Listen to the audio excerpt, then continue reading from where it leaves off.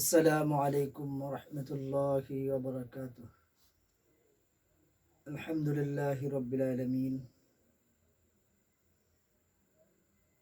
والعاقبة للمتقين، والصلاة والسلام على رسوله الكريم وعلى آله وأصحابه أجمعين. اللهم صل على سيدنا محمد النبي الأمي وعلى آله وأصحابه أجمعين. الصلاة والسلام عليك يا رسول الله، الصلاة والسلام عليك يا حبيب الله، الصلاة والسلام عليك يا شافع المذنبين، الصلاة والسلام عليك يا رحمة للعالمين.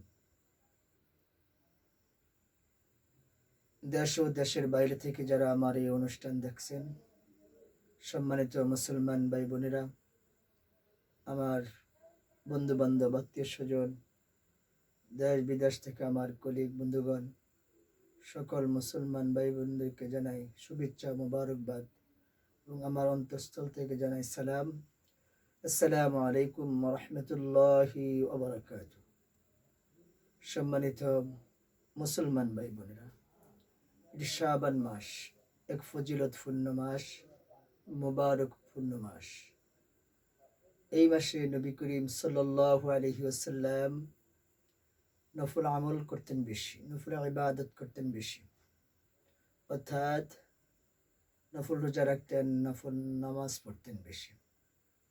আম্মাজান আয়েশা থেকে বর্ণিত, রাসূল এই মাসে বেশি রোজা রাখতেন এবং বেশি নফল নামাজ আদায় করতেন।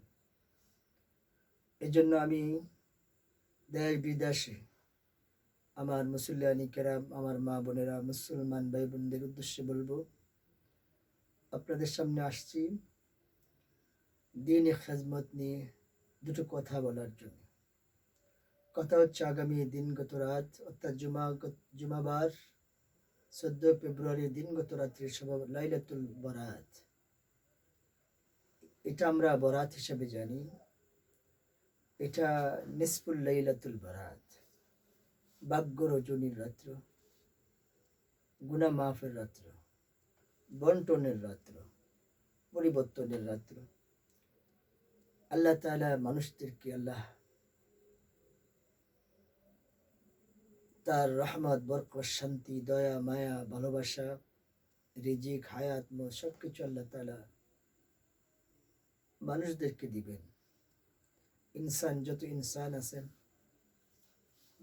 যত মাখলুকাত আছেন, আল্লাহর যত সৃষ্টি জীব আছেন, এই রাত্রে বিশেষভাবে মানুষ এবং জিন, তাদেরকে আল্লাহ পাক যারা ইখলাসের নিয়ত আমল করবে, ইবাদত করবে, আল্লাহ তাদেরকে মাফ করে দিবেন। তাদেরকে মাফ করবেন না যাদের শিরকি গুনাহ আছে, আল্লাহর সাথে যারা অংশীদার করেছে, অন্যকে রব হিসেবে মানছে, পূজা করছে, আল্লাহকে রব হিসেবে মানে নাই, তাদেরকে ওই পর্যন্ত আল্লাহ ক্ষমা করবেন না যে পর্যন্ত তারা ফিরে না আসবে, তওবা না করবে, ঈমান না আনবে। রবের প্রতি, মালিকের প্রতি, আল্লাহর প্রতি ঈমান আনতে হবে, তওবা করতে হবে, তাহলে তো আল্লাহ পাক ওই ব্যক্তিকেও ক্ষমা করে দিবে। আর দুনিয়াতে যত মানুষ আছেন, যত অন্যায় অপরাধ, যত গুনাহ করুক না কেন, যদি খালিস নিয়তে ইখলাসের সাথে তওবা করে ফিরে আসে অন্যায় অপরাধ থেকে, গুনাহের কাজ থেকে, আল্লাহ সমস্ত মানুষ এবং জিনকে ক্ষমা করে দিবেন। সুবহানাল্লাহ। প্রিয় দেশবাসী, মুসলমান ভাই বোনেরা,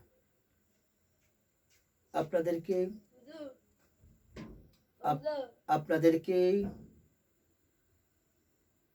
কিছু আমলের কথা বলতে আসছি, যে আমলটা এই লাইলাতুল বারাত রোজা আছে দুইটা, নবীজি তিনটা রাখতেন, দুটো রাখতেন, এটা আইয়ামে 20 পড়ে গেছে, 13, 14, 15 তিনটা রোজা। সম্মানিত মুসলমান ভাই বোনেরা, তিনটা রোজা রাখবেন, আর 14ই শাবানের দিনগত রাত, 14ই শাবান রাত্রে ইবাদত করবেন।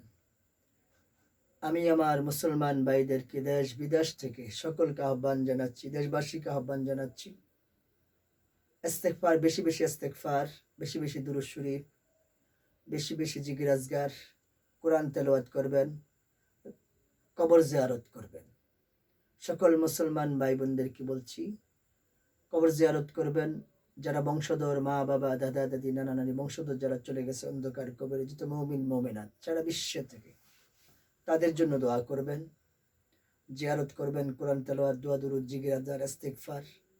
আর এখানে 12 রাকাত কিংবা 10 রাকাত, 2 রাকাত নির্ধারিত নাই। আপনি সারা রাত, এই রাত্রটা সারা রাত্র ইবাদতের রাত্র, গুনাহ মাফের রাত্র।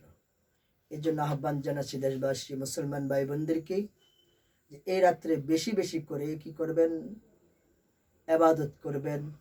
লাস্ট যেয়ে তাহাজ্জুদ নামাজ আদায় করবেন, আল্লাহর কাছে চোখের পানি ছেড়ে কান্দাকাটি করবেন। আমার মা বোন মুসলমান ভাই বোনদেরকে আহ্বান জানাচ্ছি, আপনারা রোজাগুলো রাখবেন, কোরআন তেলাওয়াত করবেন, তাফসীর তাহলিল, জিকির আজকার, ইস্তিগফার, দুরূদ, মিলাদ, মাহফিল, নামাজ, কোরআন তেলাওয়াত, নফল নামাজ পড়বেন।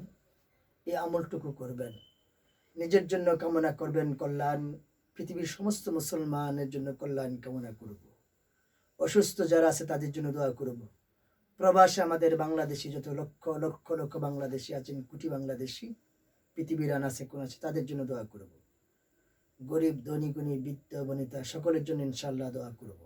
আমি করব, আপনাদেরকে নিজের জন্য কামনা করবেন কল্যাণ কামনা।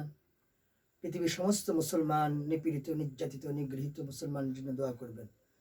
ইয়েমেন, ফিলিস্তিন সহ, কাশ্মীর সহ পৃথিবীর চীন এবং অন্যান্য পৃথিবীর আনাচে কোনাচে যত মুসলমান যেখানে নিপীড়িত নির্যাতিত নিগৃহীত হচ্ছে, তাদের জন্য দোয়া করা হবে।